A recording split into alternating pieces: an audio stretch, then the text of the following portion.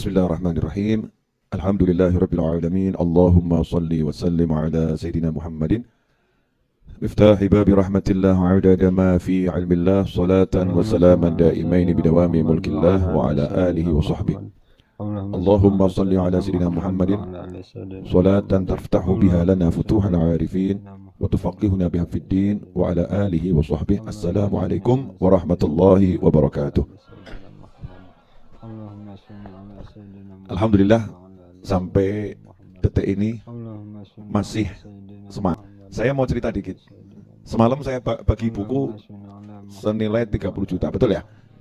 Tahadutsan binikmah. Alhamdulillah saya tuh nggak sempat lihat handphone. Nah malam saya lihat handphone, ada yang transfer saya 50 juta. Ya, pagi-paginya orang yang sama yang saya juga nggak apal siapa beliau ya. Yang jelas laki-laki bukan perempuan. Ya, perlu didetailkan soalnya itu. Saya lihat lagi ada transfer dari rekening yang sama dan orang yang sama 50 juta. Alhamdulillah, itu baru kalau 30 juta kali 10, ya itu baru sepertiga. Tapi sepertiga tunai. Betul kan ya? Ya sepertiga tunai. Mau ragu sama yang tidak boleh diragukan gitu kan. Kan harus yakin sama Allah Subhanahu wa taala. Nyatanya kalau yakin ya semuanya mudah-mudah saja. Jadi nanti bulan April akhir harus lunas 3,3 miliar. Ini sudah angkanya kurang 100 juta. Berarti kurang 3,2 miliar. Alhamdulillah.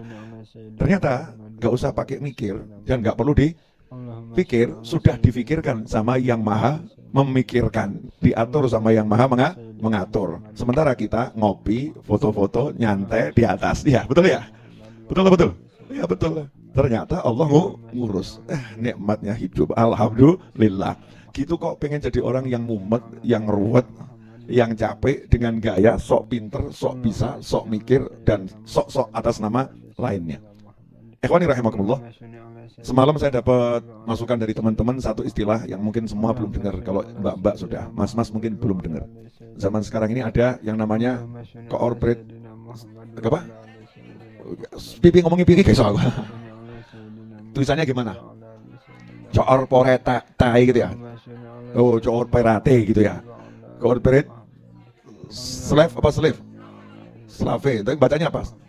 Wes pokoknya budak perusahaan gitu aja kok repot. Ya, budak perusahaan, betul gitu. Nah, jadi zaman sekarang ini banyak orang yang nggak sadar menjadi budak perusahaan, kehilangan kebebasan karena bekerja pada suatu perusahaan. Ya perusahaan membayar, yang dibayar harus bekerja. Tapi karena bekerja kehilangan banyak hal yang seharusnya tidak hilang dengan bekerja. Makanya dengan belajar bersama ini saya berharap teman-teman santri weekend bisa nantinya menjadi orang-orang yang berdiri di atas kakinya sendiri. Karena berdiri di atas kaki orang lain itu menyakitkan orang lain, saudara-saudara. Loro ngidak gitu kan ya, sakit. Bisa mandiri, bisa wira swasta. Mulailah dengan belajar menjual. Laku gak jadi masalah. Tapi setiap ketemu orang, kamu ajak orang itu untuk membeli produk kamu. Jangan takut, niat ibadah ya niat ibadah. Misal mbak-mbak jualan kudung merek, tulis aja merek nggak jelas. Ya merek nggak jelas. Nanti orang kan bingung merek apa ini? Kudung nggak jelas. Di Indonesia itu semakin nyeleneh semakin dicari. Semakin kamu gila semakin tenar. Semakin kamu waras semakin biasa, gitu kan ya? Itu bukan cuma di Indonesia, ya, di seluruh dunia. Nah, ketemu orang diajak ngobrol kan, teman gimana kabarnya? Mbak, kudungnya bagus ya. Kalau pakai ini kelihatannya lebih bagus. Ya. Nih, kalau cocok, ini nomor WA saya. Ya. Ongkos kirim bayar sendiri. Kalau orang lain ongkos kirim gratis ya. Ongkos kirim bayar sendiri. Saya nggak jual barang murahan, tapi saya jual barang murah. Pinter ngomong gitu loh. Jangan mau nawarkan apa ya, beli ya. Masa dia mau beli? Jadi kok orientasinya beli atau tidak beli? Bukan. Sekarang ini yang jadi pokok adalah saya berani ngomong atau tidak. Bukan laku atau tidak, berani ngomong atau tidak. Niatnya ibadah. Nanti kalau udah niatnya itu ibadah, saya jamin insya Allah kamu akan menjadi bahagia. Aku bisa ngomong. Apalagi ada yang beli satu saja, senangnya luar biasa. Niatkan apa? Coba nih yang masih kuliah angkat tangan. Yang masih kuliah. Oke, yang nyantri di pesantren angkat tangan. Iya, itu ya kuliah ya nyantri. Yang pengangguran angkat tangan. Iya. Oke. Yang budak perusahaan? Iya.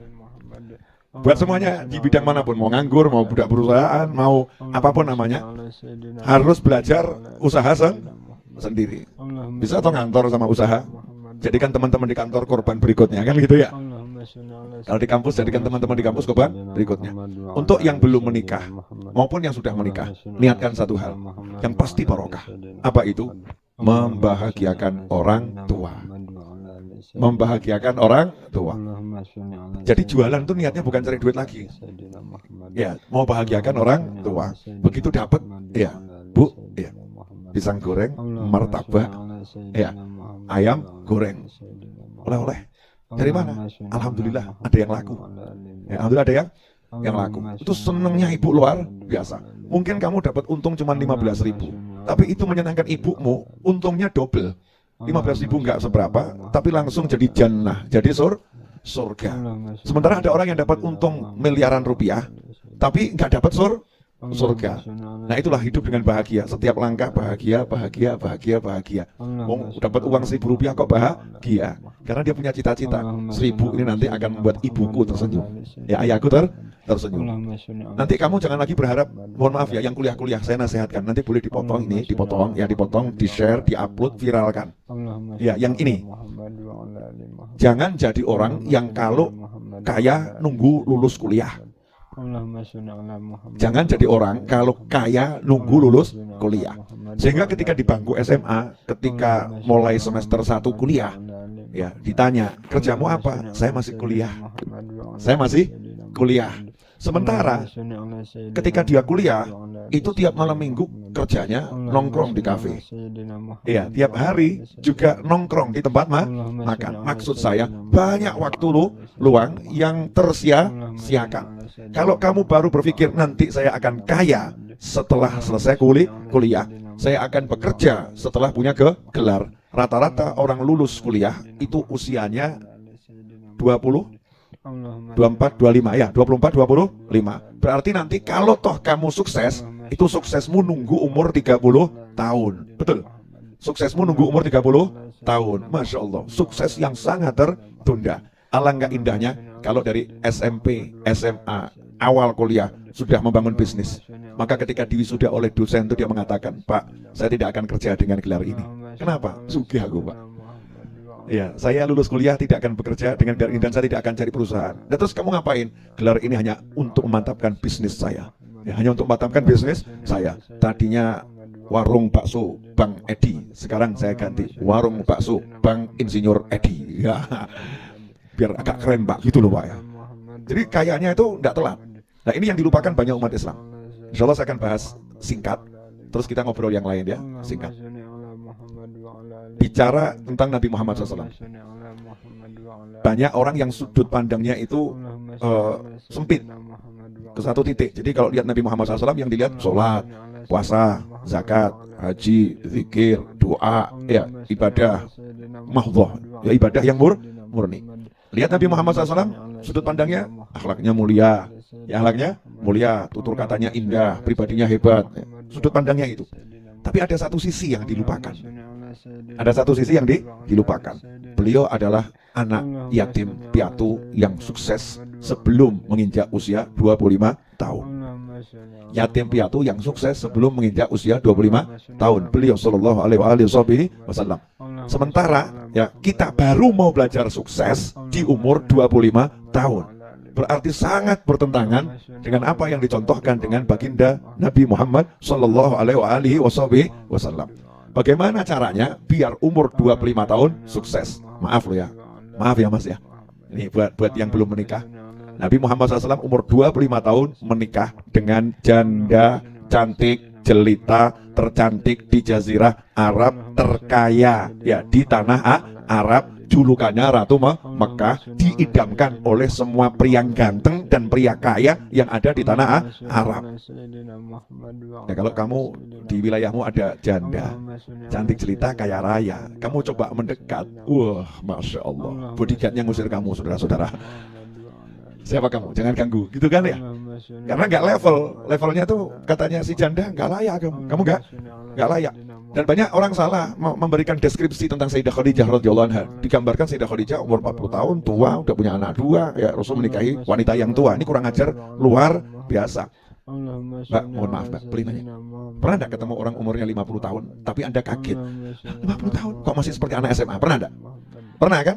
Jadi lihat wajahnya, kaget kita. Setelah lihat KTP ternyata 50 tahun. Ini bukan hasil editan Photoshop loh, bukan ya? Bukan editan apa namanya, mesin-mesin pengedit aplikasi atau program, enggak. Tapi asli loh, ini umurnya segini, wajahnya kok seperti 17 tahun. Itu di Indonesia tahun 2020 ada yang udah kena kita ini polusi tingkat tinggi, makan yang junk food semuanya ya. Dengan kosmetik yang ada, itu ada wanita-wanita yang sudah tua tapi tampak sangat muda. Sebaliknya, maaf ya Mas ya, ada umurnya 17 tahun, wajahnya poros luar biasa. Ya, orang kaget, kamu ini kok seperti umur 50 tahun, kenapa? Banyak masalah. Ya, banyak masalah. Begitu masalah disingkirkan, berubah jadi 12 tahun. Ya, segernya luar biasa. Itu kan karena dalamnya. Subhanallah. Sayyidah Khadijah radhiyallahu anha itu memang betul janda, janda punya anak 2, tapi kecantikannya, itu nenek saya loh, jangan macam-macam kamu. Kamu merendahkan tuntutan double, merendahkan Ummahatul Mukminin, dan akan saya tuntut merendahkan nenek saya. Karena sah secara nasab itu nenek saya, itu keluarga saya. Kamu rendahkan, kalau saya tuntut di negara ini ya merendahkan nama baik nenek saya, itu sah. Betul. Ya bukan cuma sekedar sebagai umat, tapi sebagai cucu itu saya bisa nuntut. Ini wanita yang sangat mulia, cantik jelita, belum ada yang bisa mengalahkannya. Bidadari pun cemburu. Ya, bidadari pun cemburu melihat kecantikannya, zahiran wa batinan. Mulia, suci. Sayyidah Khadijah kaya raya. Cari pasangan. Siapa yang kira-kira pas buat saya? Datang fulan, kaya, ganteng. Ditolak sama Sayyidah Khadijah? Enggak. Fulan, enggak. Lihat Nabi Muhammad SAW. Nabi belum minta, Sayyidah Khadijah yang minta. Jangan sampai yang satu ini lepas dari saya. Ya. Dia milikku karena aku sudah jadi miliknya. Masya Allah, luar biasa. I am yours. Wow, keren bro. Nenek saya langsung berjuang, Gimana cara mendapatkan kakek saya Nabi Muhammad Sallallahu Alaihi Wasallam? Kirim utusan, gitu kan ya? Modalin, ya. Ajak bisnis bareng. Nanti laporkan ke saya setelah pulang dari perjalanan, kisah-kisahnya bagaimana. Namanya orang jatuh cinta itu, dengar kisah kekasih itu bahagia, betul ya? Wah, cuma dikasih tahu, duduknya begini, nyes. Itu namanya jatuh cinta. Ketika dagang jualannya caranya begini, nyes. Apalagi memang ceritanya indahnya luar biasa. Belum lagi muncul yang namanya mukjizatnya, irhasatnya muncul. Kalau jalan itu awan tidak mau meninggalkannya, awan ingin ikut pergi bersamanya. Keren toh ya. Jangan pakai bahasa yang ketika berjalan dinaungi awan, itu bahasa lama. Itu kenapa awan gak mau pergi? Karena awan jatuh cinta dengan Nabi Muhammad SAW. Ketika berjalan, awan ikut berjalan ngejar, gak mau ketinggalan. Tapi anehnya dimanapun beliau berada, saya cari bayangannya gak ketemu. Bayangannya gak ada. Rasulullah SAW gak ada bayangannya. Kok bisa begitu? Iya, karena beliau adalah cahaya yang lebih kuat dari semua cahaya yang ada. Terangnya luar biasa, sehingga tidak bisa kena bayangannya kalah oleh cahayanya. Kenapa seperti itu? Sebab kalau Nabi Muhammad SAW ada bayangannya diinjak, maka yang menginjak tidak akan masuk surga. Karena sama dengan menginjak Nabi Muhammad Sallallahu Alaihi Wasallam. Rahmatan lil ummah, Allah buat nggak ada bayangannya. Coba pikir, wah, mungkin tuh ya, menungso gak ada bayangannya. Wah, mungkin. Nah ini penyakit ini. Itu orangnya sakitnya luar biasa. Udah yang begitu nggak usah diikutin, ya, nggak usah diikutin. Skip, bye bye. Golonganmu gak melo aku. Ini nggak jelas gitu ya. Ya golongan nggak jelas. Itu Rasulullah SAW seperti itu. Nah, umur 25 tahun Nabi SAW menikah dengan wanita yang seperti itu, yang mencintainya. Yang belum menikah sudah mengatakan aku ini milikmu gitu ya. Aku milikmu, tapi nggak menyentuh, nggak seperti orang zaman sekarang. Aku milikmu, PN, nggak usah nikah. Naudzubillah min dzalik. Jaga betul, subhanallah. Pertanyaannya di sini, bagaimana Nabi Muhammad SAW umur 25 tahun sudah menjadi seseorang yang akhirnya dikejar ya oleh konglomerat terkaya di Jazirah Arab, wanita tercerdas dan tercantik dikejar. Sementara kamu sekarang Mas mengejar dibuang. Maaf lo ya. Maaf, ini apa namanya, sekedar gambaran ya, gambaran. Mbak, maaf Mbak, tolong jujur sama saya, boleh ya? Pria ganteng, suka enggak? Yang keras, pria ganteng, suka enggak? Iya. Pria harum, suka enggak? Pria baik hati, suka enggak? Pria kaya raya, suka enggak? Kalau ada pria ganteng, baik hati, wangi, kaya raya, kamu suka atau suka banget, betul ya? Suka banget, betul? Kira-kira kamu nunggu dilamar atau kamu pengen segera melamar? Tuh. Paham enggak maksud saya? Jadi kalau kita jadi pria yang seperti itu, duduk manis, ngantri yang lain bro, ngantri. Masya Allah. Siapa ya kira-kira yang dipilih sama dia? Siapa yang dipilih sama dia? Maka ada istilah dalam dunia wanita. Ketika ada seorang pria idaman menikah, kalimatnya apa? Banyak yang patah hati, gitu kan ya? Banyak yang patah hati. Nah, gimana caranya jadi seperti itu? Jadi seperti Nabi Muhammad SAW. Lihat, ketika lahir, ayahnya udah meninggal. Beliau SAW, ya, ayahnya udah meninggal. Sama ibunya dididik mandiri. Anak yatim ini dititipkan di desa. Untuk apa? Untuk menjaga. Karena kalau tinggal di kota, anak kecil tinggal di kota, dewasa itu akan rusak. Rusak bagaimana? Mekah itu ibu kota, tempat tujuan ya orang-orang yang mau dagang dari seluruh dunia. Dan di Mekah itu ada Ka'bah yang mukmin maupun nggak mukmin semua mensakralkan Ka'bah tersebut. Jadi berbagai golongan manusia itu ke Mekah dengan budayanya masing-masing, pakaiannya masing-masing, gaya bahasa masing-masing. Ini kalau sampai anak kecil tinggal di Mekah melihat, itu lebih kuat rekamannya daripada mendengar. Apa yang dia lihat lebih terekam daripada apa yang dia dengar. Itu anak-anak. Maka orang-orang Arab dulu pinter. Anaknya masih kecil, tidak boleh tinggal di rumah, tapi diungsikan ke desa. Kalau bahasa kita ya, diungsikan, ditaruh di desa yang jauh dari peradaban kota. Karena di desa itu masih original, asli, bahasanya asli. Ya, kemudian peradabannya juga asli, udaranya juga asli, sehingga bayi tumbuh sehat. Kalau minum asinya ibu yang nggak kena junk food. Sementara di kota ibunya makannya junk food, nggak karu-karuan gitu. Makanya Nabi Muhammad SAW walaupun yatim, dari kecil sama ibunya udah dijauhkan dulu. Udah, kamu ke sana. Kenapa? Ini anak harus jadi orang luar biasa. Dari kecil dididik mandiri, jauh dari orang tua, mandiri. Nantinya dikembalikan. Kalau kita sebaliknya, ya kita sebaliknya. Nanti kalau udah dewasa, baru biar mandiri. Sehingga ketika sudah dewasa, biar jauh dari orang tua. Ini kan pola pikir yang luar biasa. Mau enggak nanti kalau udah dewasa ditinggal anak-anaknya? Gak mau kan? Pengennya kalau udah dewasa, anak-anak pada kumpul. Menjelang mati, ya kita didampingi sama keluarga. Fenomena sekarang, itu anak kalau sudah kuliah, lulus kuliah, pengen berkeluarga, cari kerja, jauh dari orang tua. Bahkan di kepala itu ada prinsip, ayo segera kita punya rumah sendiri, jauh dari orang tua. Jauh dari orang tua, jauh dari orang tua. Ini ajaran siapa? Wallahu a'lam. Tapi kok memasyarakat di negeri kita ini? Sementara ajaran orang Jawa asli, mangan orang mangan, yang penting kumpul. Betul. Makanya orang Jawa asli, Kalimantan asli, Sumatera asli, Sulawesi asli, itu dibuat rumah itu berjajar semua keluarga. Betul kan ya? Ya kemana mana? Walaupun rumah sendiri, tapi latarnya, halamannya jadi satu. Pintunya ada connecting door ya. Ya, tembusan Jawa ini pun ya, ada connecting door. Itu orang dulu seperti itu. Nabi Muhammad SAW dari kecil dijauhkan dulu dari lingkungannya biar bersih. Di lingkungan barunya, apa yang diberikan pendidikan nomor 1 oleh ibu susunya? Ibu susu Nabi Muhammad SAW diberi pekerjaan, dilatih bekerja. Ya umur 2 tahun itu sudah dilatih bekerja. Apa kerjanya? Bersama kakak-kakaknya menggembala kambing. Kenapa dikasih pekerjaan menggembala kambing? Karena itu pekerjaan paling mudah dilakukan di Jazirah Arab. Karena orang Arab hidupnya makan kambing dan minum susu kambing. Maka peternakan kambing itu menjadi sesuatu yang mata pencaharian sehari-hari. Dan setiap juragan kambing butuh pengembala. Minimal kalau bisa jadi penggembala, ya dia bisa bekerja. Ya bisa bekerja. Jadi penggembala kambing. Tapi lihat manfaatnya begitu jadi penggembala kambing. Maaf ya, jadi penggembala kambing itu dididik jadi karyawan atau dididik jadi bos? Bos. Karena memanage kambing, mangel loh. Jangan bilang aku mirip ya. Ya. Misalnya karena saya kecil juga suka mainan sama kambing gitu.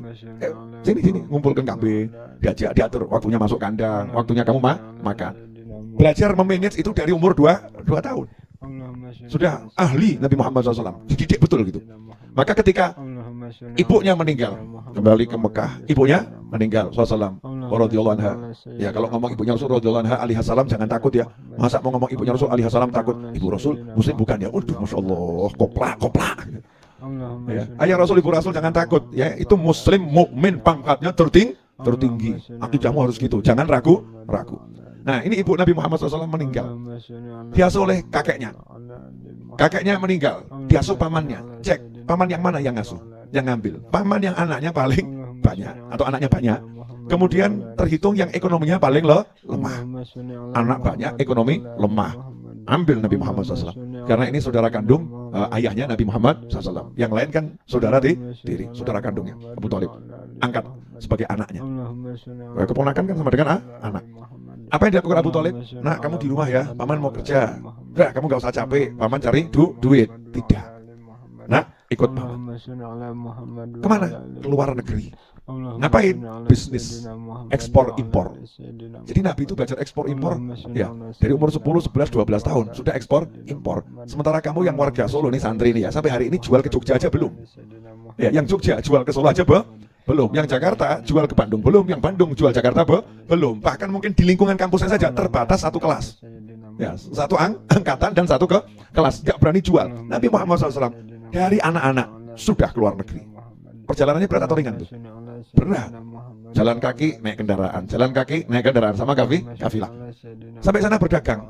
Nah, Nabi sudah pengalaman karena sudah biasa ngurusin kambing. Ini ketemu manusia, masya Allah, manusia jualan ya. Ya, jual beli. Akhirnya muncul metode Nabi Muhammad SAW. Apa itu? 1, ya, pelayanan terbaik. 2, barang terbaik. 3, harga terbaik. Masya Allah. Harga terbaik artinya termurah. Ya, pelayanan terbaik, wangi, ganteng, seger, mesem, senyum, pituturnya bagus, lemah lembut, gitu kan ya. Jadi orang belum beli barangnya sudah terbeli hatinya. Sebelum beli barangnya sudah terbeli hatinya. Setelah itu barangnya bagus, harganya murah, barangnya nggak murahan. Ya semua mengatakan udah pokoknya barangmu berapa saya beli, barangmu berapa saya beli. Selesai dapat duit, Nabi Muhammad SAW pulang ke Mekah nggak mau tangan kosong. Kenapa? Karena ini naik onta. Onta itu sebagai ekspedisinya. Berangkat bawa barang, jangan sampai pulang kosong. Ini rugi ongkos. Bensin sama-sama bensin, jangan sampai kontainer kosong kan gitu. Harus diisi. Diisi apa? Tanya itu teman-teman dagangnya di Syam sana di Syria. Punya barang apa ya yang dibutuhkan warga Mekah? Dan semua senang dibeli sama Nabi Muhammad SAW. Kenapa? Orangnya baik. Mereka juga kasih harga yang murah. Nih, pulang, berangkat ke Mekah. Sampai Mekah, itu belum turun, udah habis. Belum bongkar, sudah habis. Makanya ketika umur 25 tahun, Nabi Muhammad SAW, duitnya sudah banyaknya luar biasa. Ganteng dewe, paling pinter, paling wangi, paling sopan, paling semuanya sugih. Masya Allah. Siapa yang gak pengen jadi istrinya? Ini sementara ngaku-ngaku tiru Nabi. Masya Allah, kesetnya luar biasa, malesnya luar biasa. Betul kan ya? Oh niru, ya bagus, niru sholat bagus. Cuman nabimu tuh bukan cuman sholat. Nabimu nggak pernah bergantung sama orang. Tapi itu kalau diceritakan Nabi makannya sampai 3 hari nggak makan, ya 3 hari nggak makan. Lihat dulu di usia berapa itu. Karena orang udah sampai tataran usia tertentu, dia punya tugas yang berbeda. Nah ketika tugasnya berbeda, nggak mikir lagi urusan duit, urusannya jalankan tugas. Contoh begini, biar paham ya. Misal saya ini, sekarang saya ini, mana yang lebih utama buat saya? Duduk ngajar, atau saya tinggal kalian semua, saya pergi cari duit. Duduk ngajar, betul ya? Kalau saya dapat duit, uangnya saya gunakan untuk apa? Kira-kira? Untuk kepentingan belajar dan mengajar, betul? Nabi Muhammad SAW di usia 40 tahun ke atas, itu dikasih tugas ngajar, dakwah, tugasnya ngajar, bukan tugas cari duit. Kemudian kalau dapat langsung dibagi, dihabiskan untuk umatnya. Nah berkaitan untuk dirinya nyantai Nabi, nggak makan nggak masalah. Yang penting temanku makan. Berarti ini hebat atau nggak hebat? Hebat. Jadi orientasinya, variabelnya itu bukan lagi angka, tapi orang lain bahagia atau tidak, orang lain sukses atau tidak, orang lain itu kira-kira selamat atau tidak. Maka semua orang yang datang ke Nabi Muhammad SAW itu problemnya macam-macam dan semuanya selesai. Yang nggak punya duit selesai, Yang pengen nikah, selesai. Gitu kan? Semuanya selesai. Satu manusia menyelesaikan semua persoalan manusia yang lain. Allahumma sholli wa sallim wa barik alaih.